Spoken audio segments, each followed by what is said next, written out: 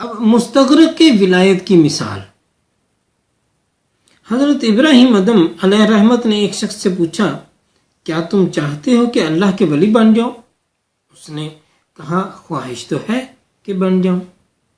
آپ نے فرمایا اے عزیز دنیا و آخرت کی کسی چیز سے رغبت نہ رکھو.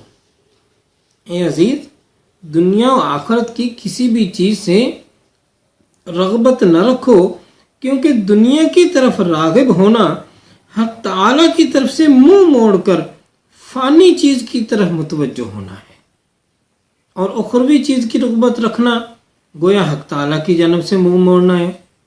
جب فانی چیز سے اعراض ہو تو وہ فانی چیز فنا ہو جاتی ہے، اور اعراض یعنی اس سے گریز کرنا نابود ہو جاتا ہے، ختم ہو جاتا ہے. اور جب کسی چیز سے اعراض باقی ہو تو بقا پر فنا جائز نہیں رہتی، لہذا اس اعراض یعنی گریز پر بھی فنا جائز نہیں ہے. اس قول سے یہ نتیجہ نکلتا ہے کہ اپنی دنیا و آخرت کی خاطر اللہ تعالیٰ کو نہ چھوڑو، نہ دنیا کی خاطر نہ آخرت کی خاطر.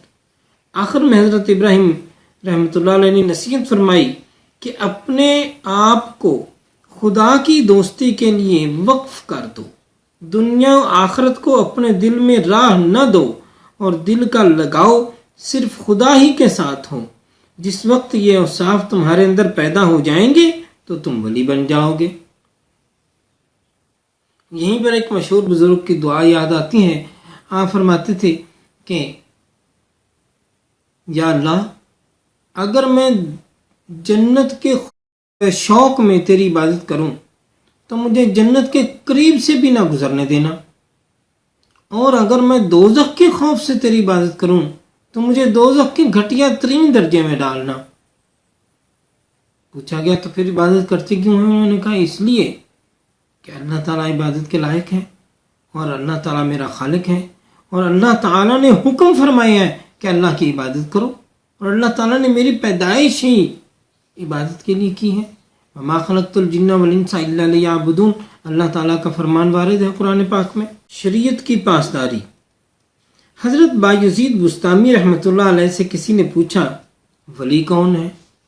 انہوں نے فرمایا ولی وہ ہے جو اللہ تعالیٰ کے امر و نہی کے تحت صبر کرے، کیونکہ جس کے دل میں محبت زیادہ ہوگی اتنی ہی وہ اس کے حکم کی دل سے تعظیم کرے گا اور اس کی مخالفت سے دور رہے گا.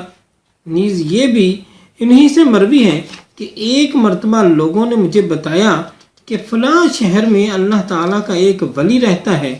میں اٹھا اور اس کی زیارت کی غرض سے سفر شروع کر دیا. جب میں اس کی مسجد کے پاس پہنچا تو وہ مسجد سے نکل رہا تھا. میں نے دیکھا کہ منہ کا تھوک فرش مسجد پر گر رہا ہے. میں وہیں سے واپس لوٹ پڑا، اسے سلام تک نہ کیا. میں نے کہا کہ ولی کے لیے شریعت کی پاسداری ضروری ہے تاکہ حق تعالیٰ اس کی ولایت کی حفاظت فرمائے.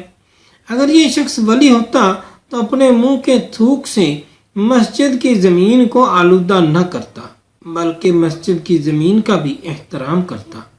اسی رات حضور اکرم صلی اللہ علیہ وسلم کو میں نے خواب میں دیکھا. حضور اکرم صلی اللہ علیہ وسلم نے مجھ سے فرمایا اے با یزید جو کام تم نے کیا ہے اس کی برکتیں تم ضرور پاؤ گے.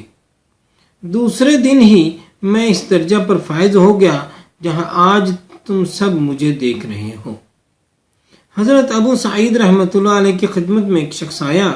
اس نے مسجد میں پہلے بایاں قدم رکھا. انہوں نے حکم دیا کہ اسے نکال دو.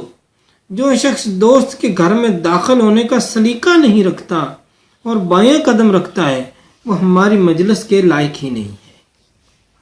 ملحدوں کی ایک جماعت اس بزرگ کے ساتھ تعلق کا اظہار کرتی ہے، خدا ان پر لعنت کرے. وہ ملحدین کہتے ہیں کہ خدمت یعنی عبادت اتنی ہی کرنی چاہیے جس سے بندہ ولی بن جائے. جب ولی ہو جائے تو خدمت و عبادت ختم. یہ کھلی گمراہی ہے، کیونکہ راہ حق میں کوئی ایسا مقام نہیں جہاں خدمت و عبادت کے ارکان میں سے کوئی رکن ساقط ہو جائے. اس کو حضور صلی اللہ علیہ وسلم کی سیرت کے حوالے سے دیکھتے ہیں تو ہمیں ملتا ہے کہ حضور صلی اللہ علیہ وسلم اپنے ظاہری حیات مبارکہ کے آخری لمحے تک خدمت و عبادت سے گریزاں نہیں ہوئے۔ امام حسین علیہ السلام کی طرف دیکھتے ہیں تو شہادت کا آخری لمحہ بھی آپ نے عبادت میں گزارا۔ داتا صاحب، بابا فرید الدین گنج شکر، حضرت غوث پاک شیخ عبد القادر جیلانی، تمام بڑے بزرگوں کی اگر ان کی سیرت کو، ان کی حیات مبارکہ کو دیکھتے ہیں تو کوئی زندگی کا کوئی لمحہ ایسا نہیں جہاں پر انہوں نے کہا کہ اب جو ہے مجھ پر خدمت و عبادت ختم ہوئی ہے۔ ایسا کوئی لمحہ نہیں ان کی زندگی میں آیا، اپنے بارے میں انہوں نے کبھی ایسا نہیں فرمایا۔ تو چنانچہ یہی بات یہاں واضح ہوتی ہے کہ جو شخص یہ سوچتا ہے اور کہتا ہے یا سمجھتا ہے کہ ایک خاص وقت کے بعد خدمت و عبادت کی ضرورت باقی نہیں رہی تو وہ غلط راستے پر کھڑا ہے۔ میں نہیں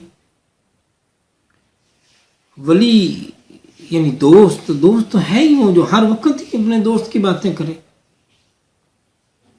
جیسا کہ عربی کا مقولہ ہے من احبا فاکثر ذکرہ، جو کسی سے پیار کرتا ہے وہ اکثر اسی کا ذکر کرتا ہے۔ تو جب اللہ سے کوئی دوستی کر لیتا ہے، اللہ سے جب کوئی پیار کر لیتا ہے، جب اللہ سے تعلق بن جاتا ہے اللہ تعالیٰ کے ساتھ، تو پھر اللہ تعالیٰ کے علاوہ وہ کسی اور کی بات کیسے کر سکتا ہے، کسی اور کی طرف دیکھ کیسے سکتا ہے؟